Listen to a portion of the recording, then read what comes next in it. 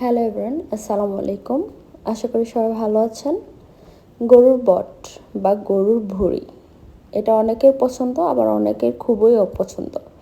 যাদের পছন্দ তারা অবশ্যই রেসিপিটা ফলো করতে পারেন, আর যাদের পছন্দ না তারা স্কিপ করে যাবেন। খুব সিম্পল একটা রেসিপি, খুব সিম্পলভাবে রান্না করব। গরুর বট সবাই রান্না করতে পারে, কিন্তু আমি একটু ব্যতিক্রম করে রান্না করেছি, সেই জন্য শেয়ার করা। এখানে আমি মশলা নিয়েছি আদা রসুন পেস্ট, এখানে নিয়েছি হলুদ মরিচের গুঁড়ো, কিছু গরম মশলা, ধনিয়া গুঁড়ো, লবণ। সাথে নিয়েছি এই ভুঁড়ি ভুনা মশলাটা। এটা আমি স্বপ্ন থেকে কিনেছি, ওদের নিজস্ব ব্র্যান্ড। তো এটা দিয়ে আমি রান্না করে আমার খুবই টেস্ট লেগেছে, তাই শেয়ার করেছি। এখানে পেঁয়াজ কুচি নিয়েছি প্রায় 2 কাপ বা আড়াই কাপের মতো। নিয়েছি 1 কাপ পরিমাণ সরিষার তেল, আপনারা চাইলে সয়াবিন তেলও ব্যবহার করতে পারেন।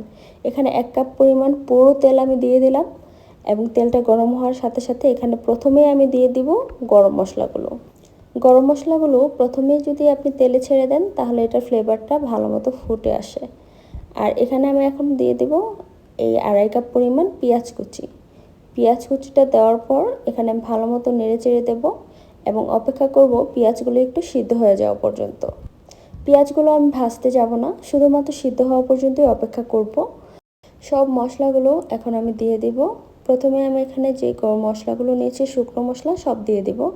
এখানে আদা রসুন পেস্ট, হলুদ মরিচের গুঁড়া, ধনিয়া গুঁড়া, লবণ সব কিছু আমি দিয়ে দিলাম, এবং ভালো মতো নেড়ে চেড়ে কষিয়ে নেব।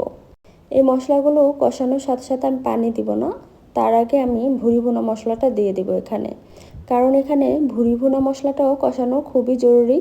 তো আমি পুরোটা ভুঁড়ি ভুনা মশলা এখানে দিয়ে দিলাম। আমি এখানে অনেকগুলো পরিমাণ ভুঁড়ি নিয়েছি বা গরুর বট নিয়েছি, তার জন্য আমি পুরো মশলাটা দিয়ে দিলাম। আপনারা যদি এর চেয়ে কম পরিমাণ করে থাকেন তাহলে কিন্তু অর্ধেকটা ব্যবহার করবেন।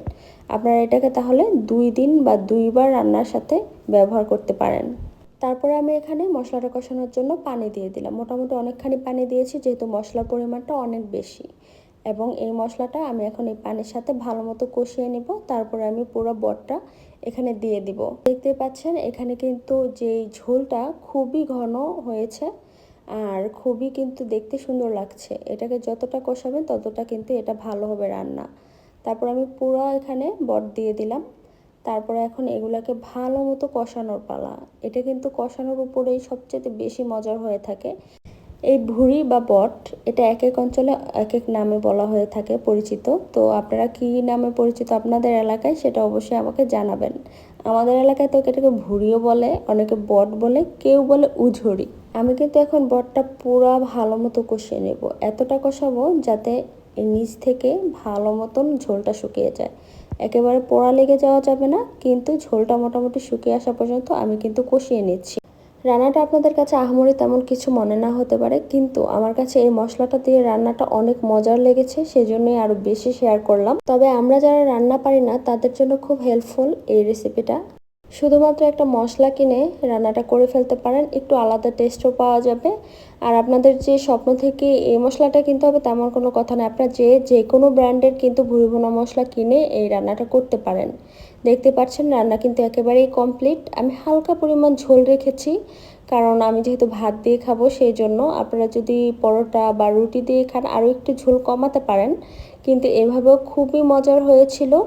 আর আমার এই ভুঁড়ি ভুনাটা এই মশলাটা দেওয়ার কারণে একটু আলাদা টেস্ট লেগেছে অন্য সব সময় যেমন করে রান্না করি তার চাইতে। তো আপনারাও কিন্তু এইভাবে ট্রাই করে ফেলতে পারেন বাসায় খুবই সহজভাবে। আর তেমন কিছুই লাগবে না, পেঁয়াজ কুচি, আদা রসুন এবং একটু হলুদ মরিচ গুঁড়ো দিয়েই আপনারা কিন্তু এই রান্নাটা এই মশলা দিয়ে করে ফেলতে পারেন। আর রেসিপিটি ট্রাই করবেন, এবং যদি ট্রাই করে থাকেন জানাবেন। আল্লাহ হাফেজ।